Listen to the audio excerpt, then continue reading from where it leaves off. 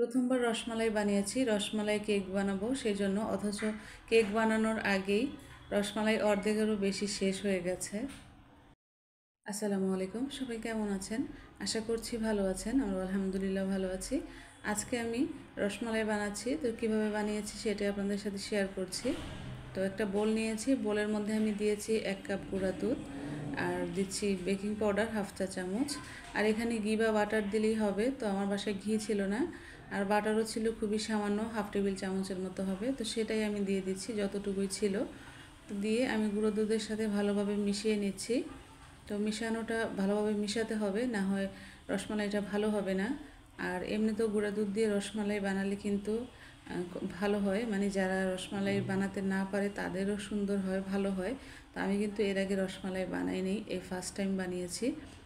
তো তারপরেও কিন্তু মাশাআল্লাহ ভালো হয়েছে।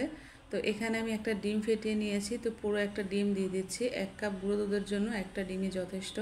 তো একটা ডিম দিয়েছি, দিয়ে আমি ভালোভাবে মিশিয়ে নিয়েছি ডিমের সাথে। তো ফার্স্টের দিকে মনে হয় যেন স্টিকি হাতে লেগে যায় সব কিছু, মানে গুঁড়া দুধটা লেগে আসতেছে। তো পরে কিন্তু যখন আমরা রেস্টে রেখে দিব তখন কিন্তু খুব সুন্দর সেট হয়ে যায়। তো ফার্স্টের দিকে মেশাতে একটু সমস্যা মনে হয়, স্টিকি হয়ে যায় বেশি। তো হাতের মধ্যে অনেকগুলো লেগে গেছে। তো আমি যতটুকু পেরেছি হাত থেকে আমি নিয়ে বাটিতে রেখেছি, মানে যতটুকু হাতে লেগেছিল আর কি, যতটুকু পেরেছি রাখতে। তো এখানে আমি একটা প্লেট দিয়ে ঢেকে দিয়েছি, 5 মিনিটের জন্য রেস্টে রেখেছি। আর আমি এইদিকে চুলার মধ্যে 1 কেজি দুধ বসিয়ে দিয়েছি। তো আমি এখানে দুধটা বসিয়ে নাড়াচাড়া করে জালটা কমিয়ে রেখে ওইদিকে আমি চলে গিয়েছিলাম রসমালাইটা বানানোর জন্য। তো রসমালাইটা কিন্তু মানে রসমালাইয়ের ডোটা কিন্তু একদম সেট হয়ে গেছে, দেখেন এখন কিন্তু আর হাতে লাগছে না। আর আমি হাতে একটু তেল দিয়ে তারপরে রসমালাইটা বানাচ্ছি। তো আমি 2টা শেপে বানাচ্ছি। তো ফার্স্টেরটা আমি গোল শেপ করে বানাচ্ছি, এটা তো সবাই বানাতে পারে, ছোট বাচ্চারাও পারে। আর কাজ করার সময় মাছির যন্ত্রণা অতিষ্ঠ হয়ে যায়, কোত্থেকে যে আমি যখন ভিডিও করব মাছি চলে আসে।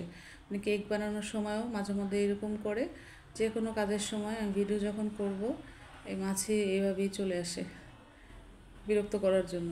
তো এখানে আমি 2টা শেপের রসমালাই বানিয়ে নিয়েছি। তো সবগুলো আমার বানানো হয়ে গেছে। তো এখন দুধটাও কিন্তু আমার বলক চলে আসছে,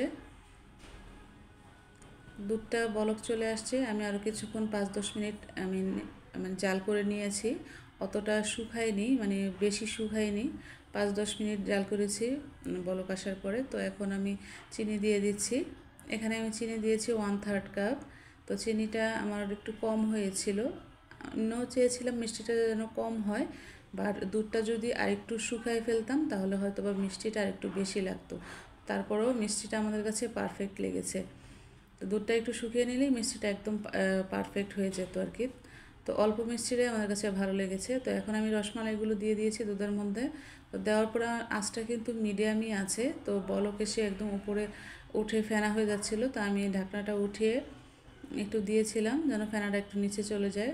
তো এমন করে কয়েকবার আমি করেছি। আর চুলার জালটা তারপরে আমি লোতে দিয়ে দিয়েছিলাম, যেহেতু ফেনাটা নিচে যাচ্ছিল না। আর এখন কিন্তু আমি একটু নাড়াচাড়া দিয়ে দিলাম পাতিলটা ধরে।